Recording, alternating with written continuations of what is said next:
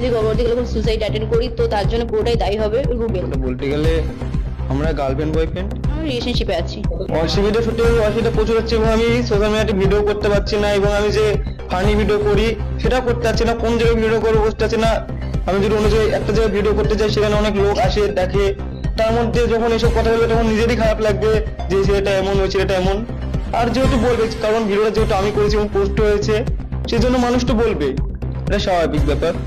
আর বলতে গেলে আমি দেখলাম যে অনেক মানুষ আমার কমেন্টে এসে এখনো গালাগালি করছে, তো তাদেরকে আমি বলছি ভাইরা তোমরা আমাকে প্লিজ গালাগালি করো না। আমি ভুলটা করেছি তার জন্য তোমাদের কাছে আমি ক্ষমা চেয়েছি, আবার আমি তোমাদের কাছে ক্ষমা চাচ্ছি যে এরপরে আমার এরকম ভুল আর কখনো হবে না, তোমরা দেখতে পাবে না।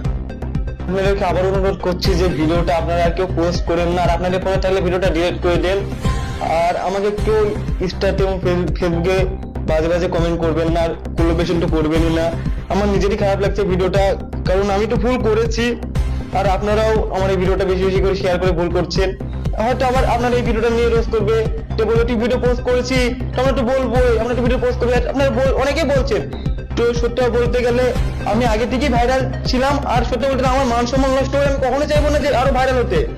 তাতে আমার কোনো কি বলবো কোনো মান সম্মানই থাকলো না যদি আমি এরকম কাজ করি, কারণ নিজের ইচ্ছে মান সম্মান নষ্ট করবো এটা কখনোই করবো না।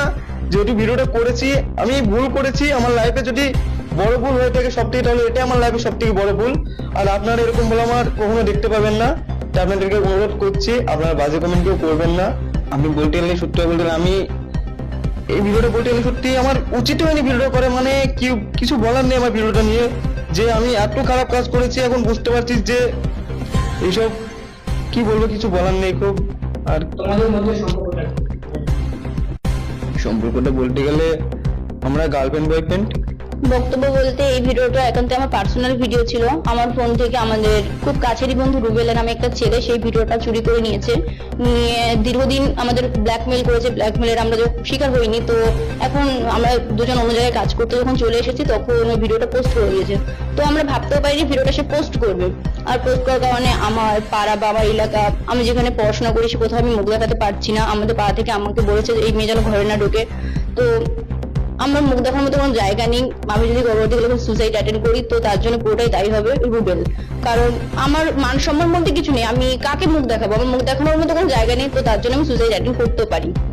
শফিকের সঙ্গে তোমার সম্পর্ক? আমি রিলেশনশিপে আছি। শফিকের সঙ্গে রিলেশনশিপে আছি। কতদিন থেকে আছে? 1.5 বছর। ভিডিওটা কেমন লাগে? 1.5 বছর, মেবি 12-13 মাস।